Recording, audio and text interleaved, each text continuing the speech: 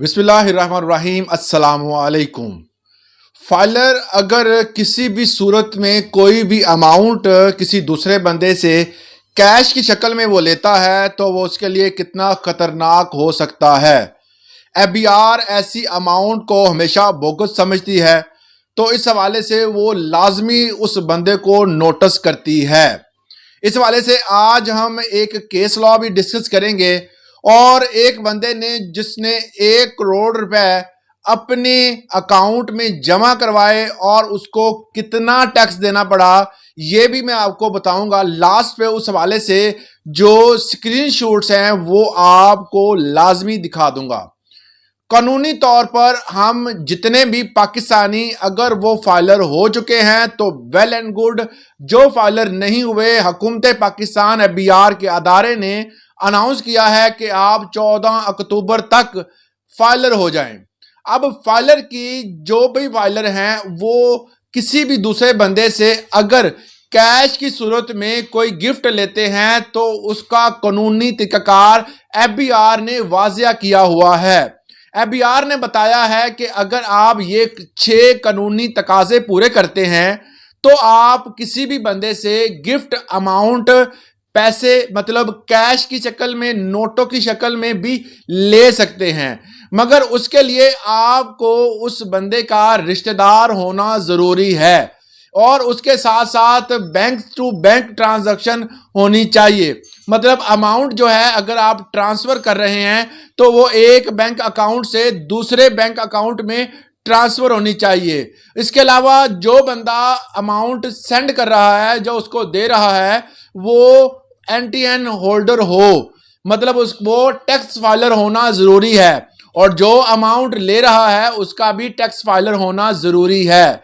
इसी तरह हम इसका सेक्शन 39 और सब सेक्शन 3 जो है ये हमें बताता है कि अगर आप किसी भी बंदे से कोई अमाउंट लेते हैं, वो किसी भी फॉर्म में हो सकती है, कोई रकम लेते हैं, तो वो अगर आप कैश की सूरत में, रुपए नोटों की सूरत में लेते हैं तो आपको ये अलाउ नहीं है। इस सूरत में अगर आप लेंगे तो आपको नोटिस लाजमी मौसूल होगा। जिस तरह एक केस में आपको सामने बताना चाहता हूं कि एक बंदा उसने अपनी कोई जमीन, कोई प्रॉपर्टी या कहीं से भी उसको पैसे मिले, जब उसके पास पैसे आए वो तकरीबन 1 करोड़ 60 लाख थे। उसने अपने 4 बच्चों में तकसीम किए, 60-60 लाख तकसीम किया और 60 लाख तकसीम जब किया, जाहिर है उन्होंने घर में तो रखने नहीं थे, सब ने अपने अपने अकाउंट में डिपॉजिट करवा दिए। चंद माह गुजरने के बाद उन तमाम दोस्तों को नोटिस मसूल हुए क्योंकि उन्होंने कोई भी जो है वो उस हवाले से क्लियरेंस नहीं दी थी। आपको हालांकि आपको पता है कि सेक्शन 39 जिसका सब सेक्शन 3 जो है ये इनकम फ्रॉम आउटसोर्सेज के बारे में है कि अगर आउटसोर्सेज की इनकम अगर आप लेते हैं तो उस पर आपको कितना जो है वो एफबीआर को टैक्स देना पड़ता है। तो उन को नोटिस आए, उसके बाद क्लियरेंस दी, जुर्माना हुआ और इस तरह भारी भारी जुर्माने भी बहुत सारे दोस्तों को हुए हैं।